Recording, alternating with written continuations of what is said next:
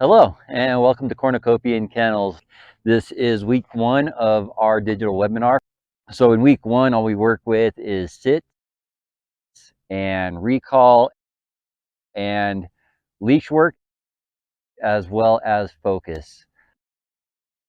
These are your preliminary commands. These are the things that you're always going to use. These are going to be your defaults for just about any kind of behavior issues, problems you might have. They're just the beginning foundations to get everything else worked out. This is Finn. He is a 1-year-old collie mix. So we'll get right into it because he's starting to get a little anxious. Now, whenever you're starting to work with your dog and you're bringing them outside to your yard, try to have them on a leash. This is just a matter of control, so that way if they do get distracted by any scent or dogs in the background, anything like that, you can wheel them back in. I happen to have this guy on a 20-foot long line as well as a 6-foot leash, so that way if I need to, I can disconnect my long line, work real close with him, or at this moment, I'm just kind of letting him do his thing. I don't want to put too much pressure on him. The more pressure you put on him, on your dog, the better chance you have of causing more anxiety. Number one thing to know when doing training, let them figure it out on their own. The more they can figure out on by themselves, the better chance they have of retaining that information and understanding why that information is pertinent to training. So with Finn, he's not really food motivated. And if you have one of those kinds of dogs, that's perfectly all right. A lot of times, simple attention is enough of a reward to get a dog to understand yeses and nos and that they're being rewarded for an action. So this guy, he does like attention. He wants to be near me. He wants it really bad, but he's still unsure. So it's enough that we can work through the anxiety that he has with me, as well as rewarding him for any actions that he does give me just with affection. Finn? Yes, good boy. Good boy. So as soon as his eyes met mine, I gave him a yes. We're going to use yes as our reward marker. Yes just simply means that every time I say yes, it means you're going to get something like some love and attention and affection. We'll use as a negative marker, just to let him know when he's not quite doing what I don't want. With Kornucopian Kennels, we use good as a continuous marker and break as our terminal marker. Now we'll get into terminal markers later on. Right now, we're going to work mostly with the reward marker. So that way we can start on our Pavlovian training. So that way the dog starts to realize that every time that word is said, they get something for it. So that's an idea of how to start with focus. It's just a simple eye contact. As soon as those eyes meet up with mine, I'm going to give him a yes. Finn? Yes, good boy. So that way he starts to understand that when I call his name, I want his attention. He gives me his attention. I'll immediately give him a reward with some affection. It's what he wants. I get what I want. We're both happy. Next, now that we have the general idea of attention, as you can see, he's giving me his eyes even longer now. Yes. And I'll just, every now and then, I'll just kind of catch it. I'll go for a little walk. Yes. Every time he looks at me, just a quick yes. Good boy. Yes. Good boy. So this is what day one, day two is going to look like. Simple as that. Just for your focus, that's all day one and day two is going to look like. So that covers focus. Now we're going to get into recall. Recall is pretty simple. You want to call your dog's name. Use whatever your recall command is. In Kornucopian Kennels, we use the word come. Get him to move forward. As he moves forward, this is where you're going to start using your continuous marker as well as your reward marker. Finn, come. Good, good, good. Yes. So I say good to let him know that what he's doing is what I want. Yes, as soon as he's going to actually get something. So make sure that you're rewarding him when he's actually coming to you, not just walking around you. It's important that he is in motion towards you. It's important that he understands that when I say that word, I want him to actually come to me, not go around me, not go past me, but move forward towards me. Now, this is just day one, day two. These are just the ideas to get your body language understood by the dog, and so that way you can get your verbal cues out as well. Then come. Good, good. Yes. Now, as the days progress, we'll finite that and make it a little bit prettier. Right now, I just want him to understand that he can come to me. Now, I'm also working on that anxiety that he has with me. He's still uncomfortable with me. Come. Good. Yes. Good job. Very good job. So that's an idea of what day 1 and day 2 of recall is going to look like. Now we're going to work on sits. So with a sit command, I prefer to use an actual physical cue. A physical cue is almost sign language for your dog. Now, here at Kornucopian Kennels, we use a palm at the stomach level. I'm sorry, a hand at the stomach level, palm up, to let the dog know that this is what the body language says for sit. We're also going to apply leash pressure into this. Pin. Sit. Yes. Butt hits the ground, pressure comes off. I give him a yes, and then we give him some love. Pin. Come. Good, good, good, good. Yes. Good.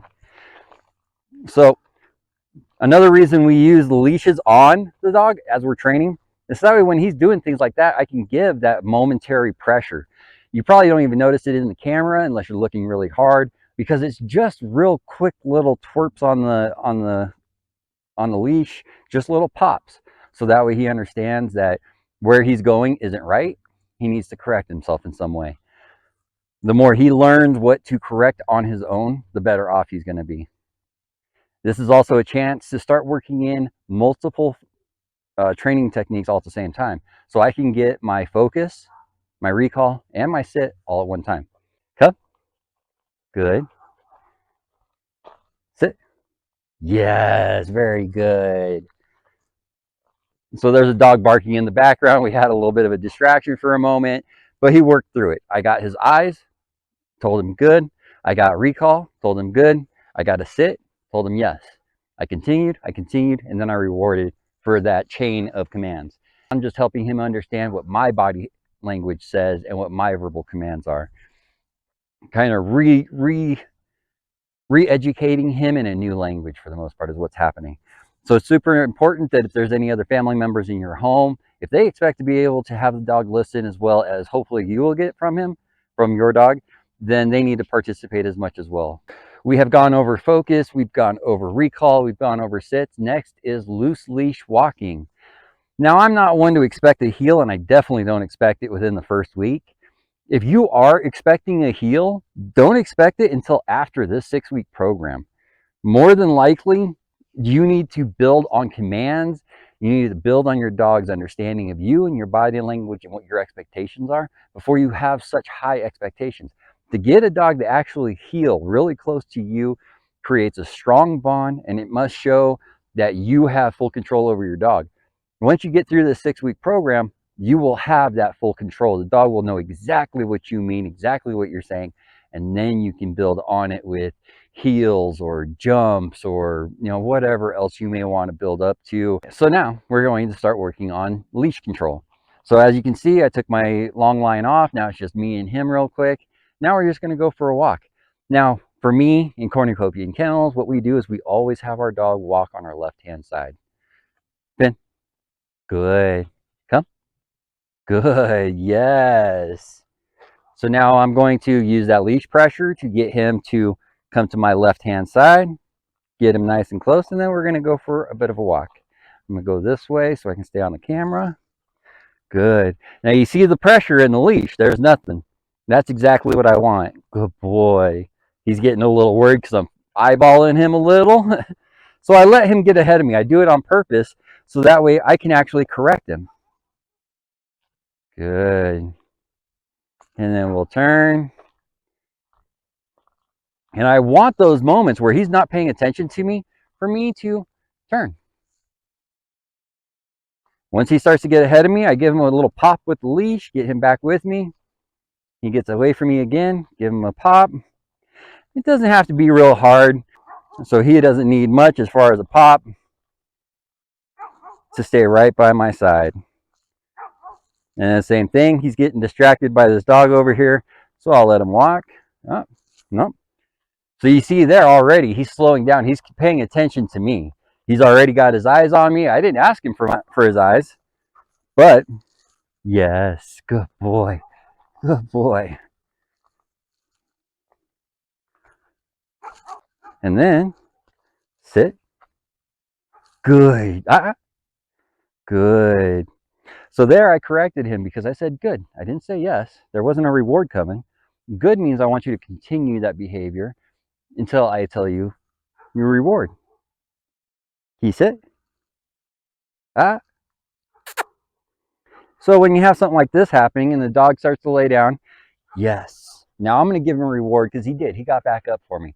But if you're having that problem and your dog is immediately trying to lay down, your dog is being submissive. They're trying to release the pressure themselves by being as submissive as possible to you or any commands that you're giving. At that moment, what I would have done, what I was about to do, was break him from that sit, that down, get him to go back in a circle, reset him, sit him again, and then try to reward him sooner. A lot of times, your eyes are a form of pressure on an animal. So just looking at them, waiting for them to do something can cause so much stress for them that they start figuring out things too much and pushing too hard to get the pressure turned off, which is exactly what this guy was doing. He saw me staring at him and immediately dropped all the way down because he didn't want that pressure. He was being as submissive as he could be. The more I don't allow that, the more I build on our bond, because now he knows I don't want him to be submissive. I want him to be with me. So this is a reset. Bring him around, put him on that left-hand side, sit. Yes, good boy. Now you saw there, I didn't use my continuation marker. I just went straight to a reward. So that way I can build on that. Obviously, there's still a lot of anxiety between us. He's still unsure. So I want to reinforce the gratitude and those rewards so that way I'll build on our relationship a lot sooner. Well, guys, that's week one. Appreciate you watching with us. Again, my name's Keith with Kornucopian Kennels. As always, have fun with your dog.